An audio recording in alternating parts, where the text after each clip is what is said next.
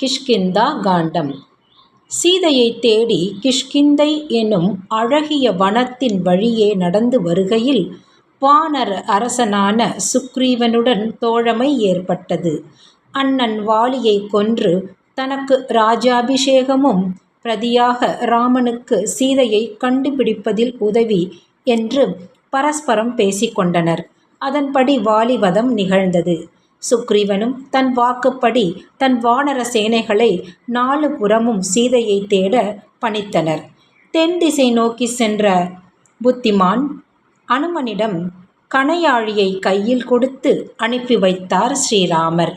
ஒரு கட்டத்தில் வானர வீரர்கள் களைத்து நம்பிக்கை இழந்து நின்றபோது சம்பாதி எனும் பட்சிராஜன் சீதை இலங்கையில் இருப்பதாக தூர திருஷ்டியில் பார்த்து சொன்னது. கவலையுடன் இருந்தவர்களுக்கு துயர் தீர்க்கும் மருந்தாக அவ்வார்த்தை அமைந்தது. அடுத்து இலங்கைக்கு யார் செல்வது என்ற குழப்பத்தின் முடிவில் ஹனுமனே இதற்கு சரியானவர் என்று ஜாம்பவான் எடுத்த முடிவை அனைத்து வானரர்களும் பலத்த உற்சாகத்துடன் ஆமோதித்தனர். இனி சுந்தரகாண்டத்தில் ஸ்ரீ ஆஞ்சநேயர் பராக்கிரமத்தை அடுத்து பார்ப்போம்.